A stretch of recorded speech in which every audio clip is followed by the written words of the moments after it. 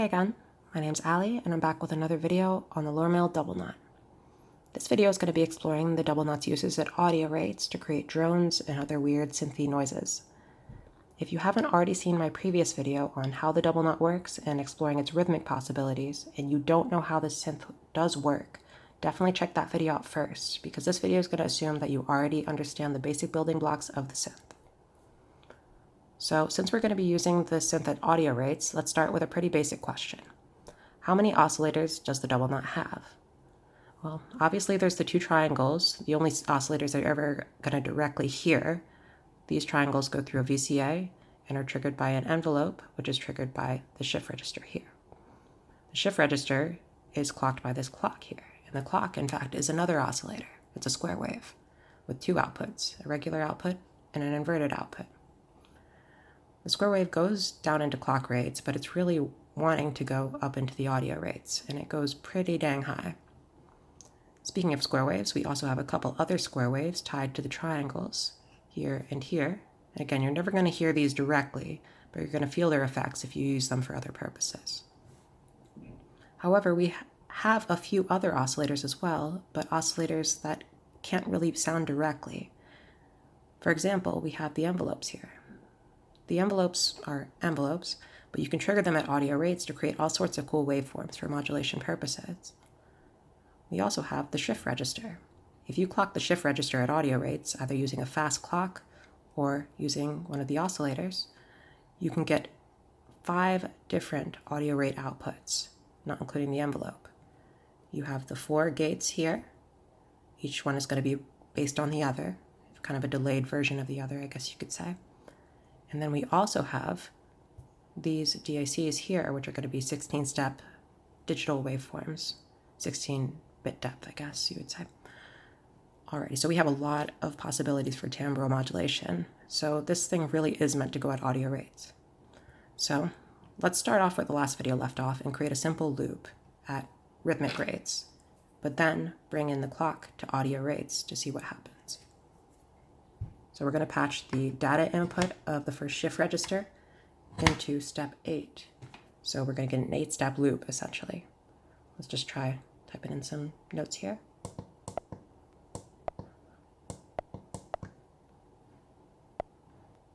I'm going to lengthen the envelope here. Let's speed it up now.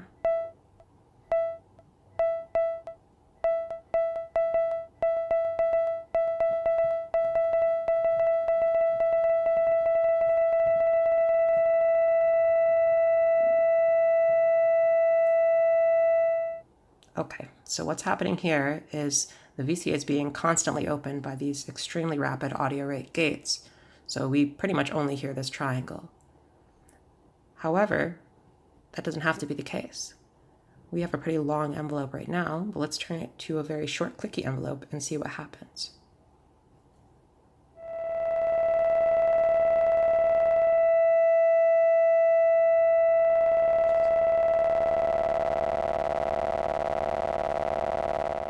So what you're hearing now is the oscillator here being ring modulated by this envelope here, which is being triggered by the clock, I guess you could say. So by crossfading between these two waveforms using the envelope's length, you can get all sorts of crazy effects, which almost sound like filtering in a way. It's weird because the synth doesn't have any filters, of course.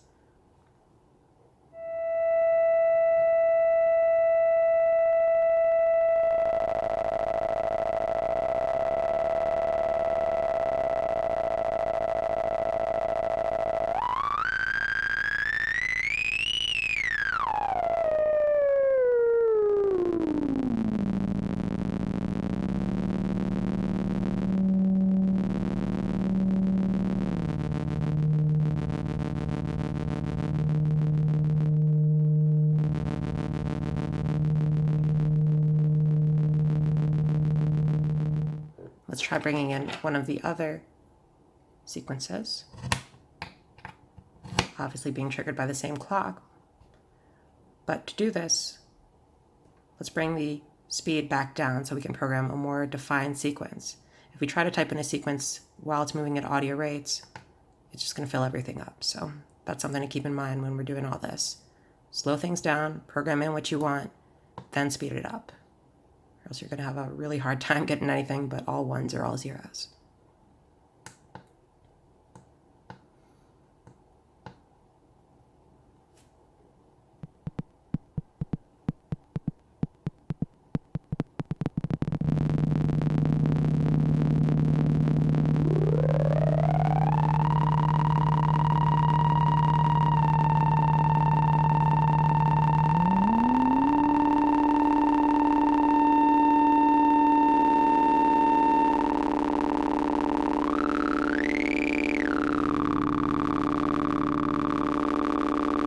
Starting to get something sort of like 3-note chords, since this frequency, and this frequency are all unique and they're all kind of interacting in these clever ways. To make things even crazier, let's bring in some FM.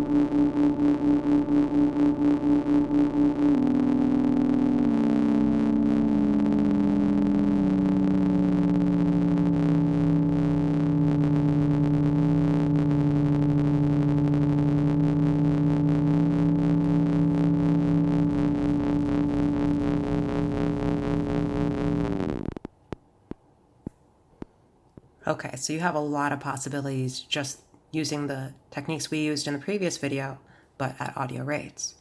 However, there's a lot more you can do. So to experiment with that, we're going to take out these cables here. Still breaking in these cables, by the way. Still pretty dang tight. Okay, so what we're going to try now is clocking at least one of the shift registers with something other than the main clock. In this case, one of the oscillators. So to start, let's try bringing in one of the squares. All right, let's do a triangle. I found that the triangle outputs, when you're using it to clock one of the shift registers, is a little more mellow. I think it's probably something to do with the pulse width based on the threshold that this data in uses, but that's just my weird theory. Okay, so this is now being clocked at audio rates. Can't hear it because I have the audio down. So when we trigger this, it's going to almost sound like it's just an open VCA. Not quite the case, because this envelope still does have quite an effect, as you'll hear later. Alrighty, so what are we going to put into the data input? We could just put it in a sequence. In fact, let's try that. Okay, so to do this, let's bring the oscillator way down so that we can actually follow what we're doing. Keep in mind this clock is no longer in the picture for this particular shift register, so this won't have any effect on anything. So let's just program something in here.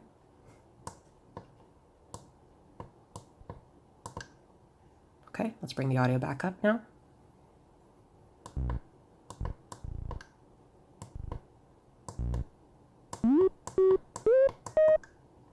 Oops, I screwed up. Sorry about that. I was patching into the digital output rather than this input here. My mistake.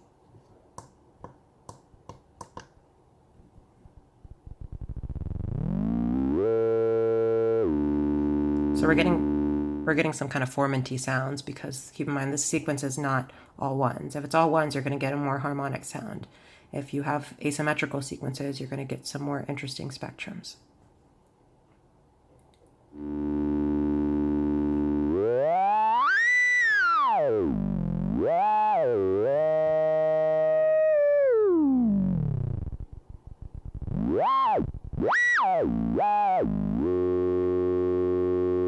And there's no reason we can't do this with the other oscillator as well.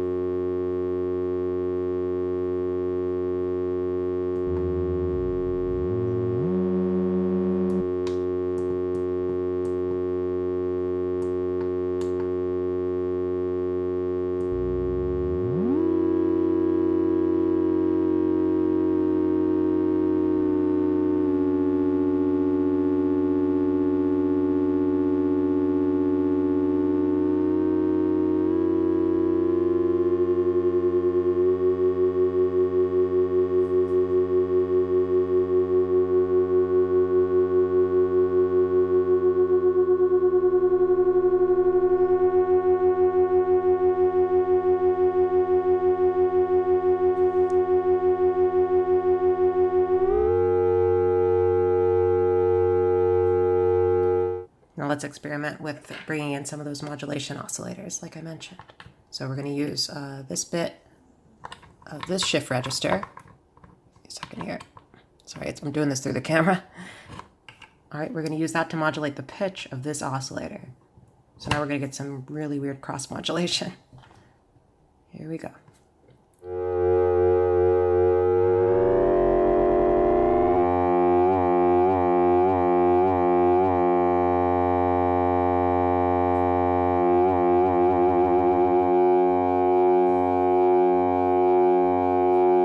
So this clock is completely out of the picture, but there's no reason we can't use it for other purposes. For example, let's take one of these clock outputs and use it to modulate the pitch of this oscillator.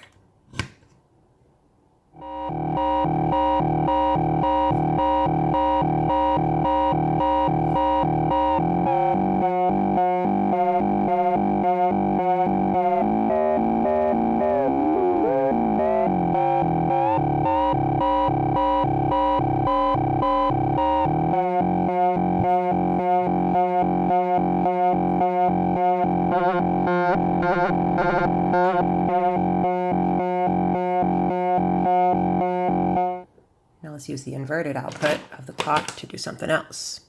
Let's use that to change the envelope decay length of this sequence.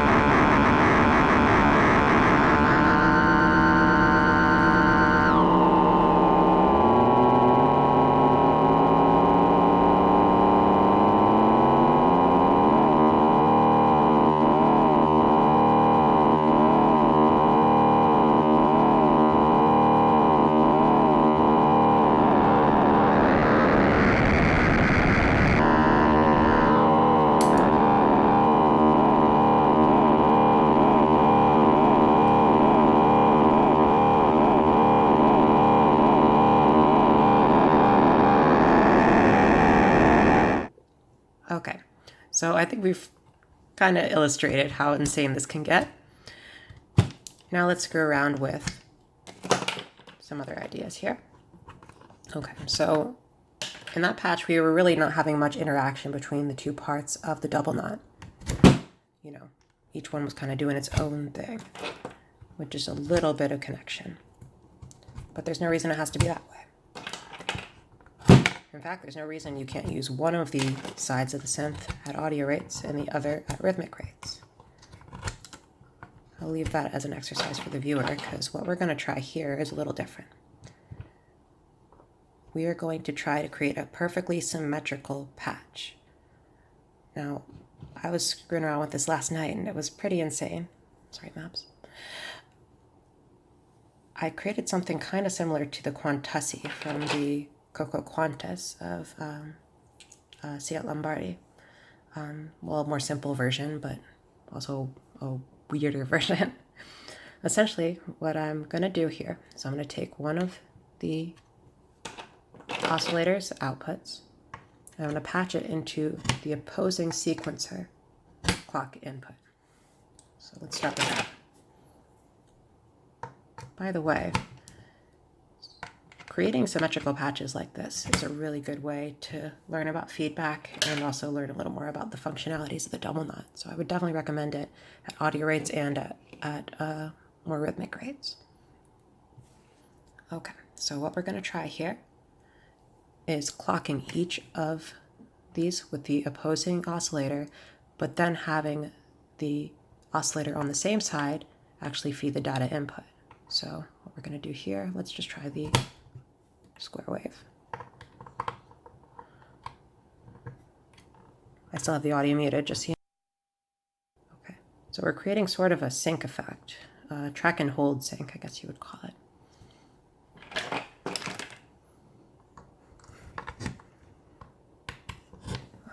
Okay, here we go. So this is going to get a little weird. I just did the same mistake again. Alrighty, so just to go over what we're doing here, we're having this oscillator clock this shift register. We're having this oscillator clock this shift register, but we're having the oscillator on the same side feed the data input. So every time this oscillator goes high, it'll clock and see what's in this data input, which is going to be this oscillator. It's easier if I just show you. I'm going to turn on the FM and just show you how insane this gets.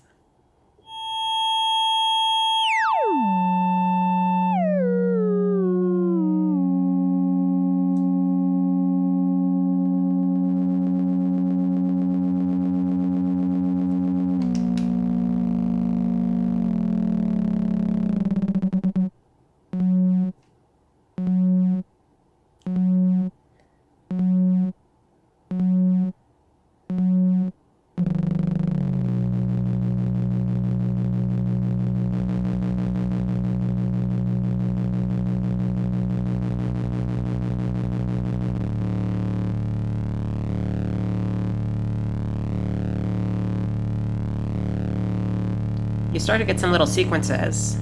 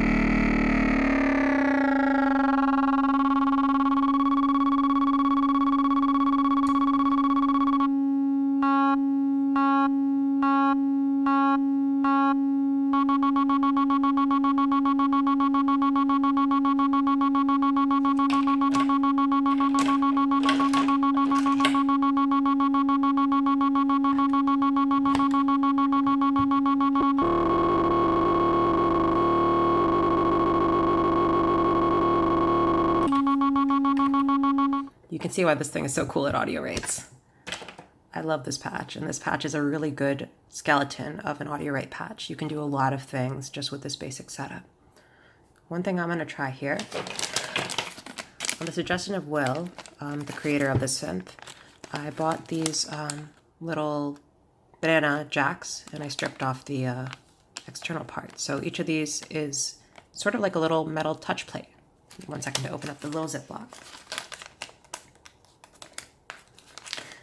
So what we're going to try to do is we're going to put those little touch jacks and all the little inputs and outputs that we're interested in, and we're going to try patching this audio rate patch using our fingers. So I'm going to put a little touch jack there,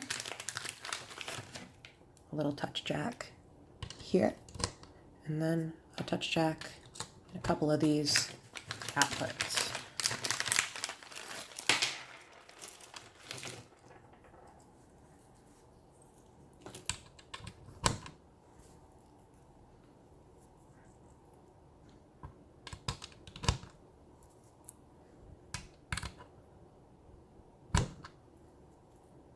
Doesn't really matter exactly, but that should do. And just for fun, put one in the fill input there. Okay, Let's just explore now.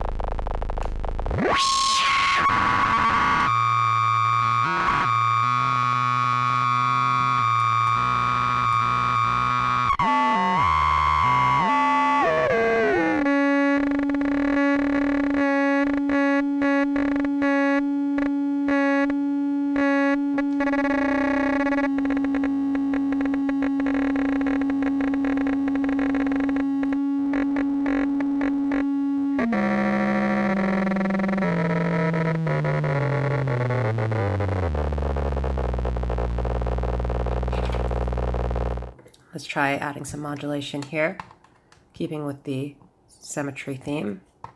Let's have one of those DACs modulate the sync input of the opposing oscillator, just for fun. So everything's symmetrical right now except the little touch tracks.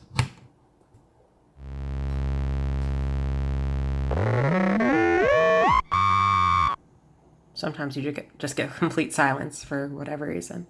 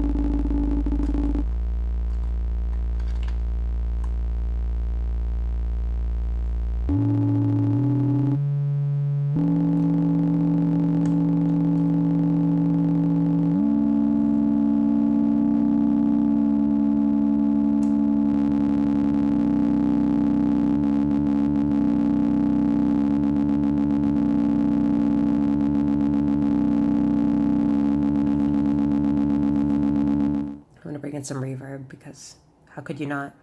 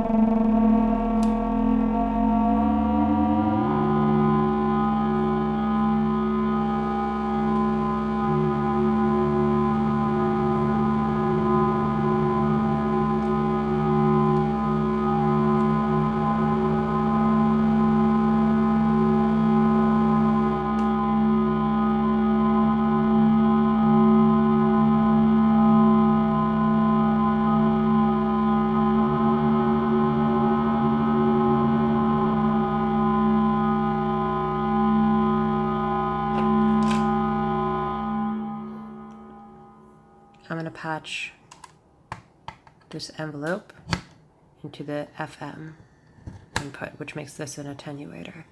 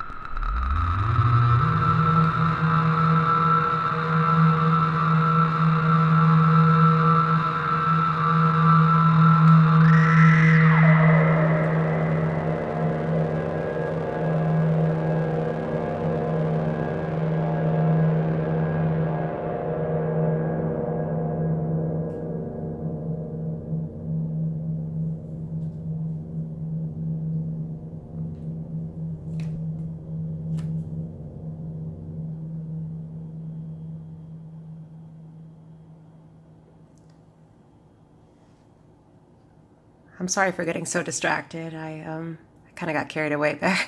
It's kind of hard not to. I hope this video kind of shows why. I'll try to do another video on the double knot soon. If you like it, then feel free to leave a comment. I hope you have a wonderful rest of your day.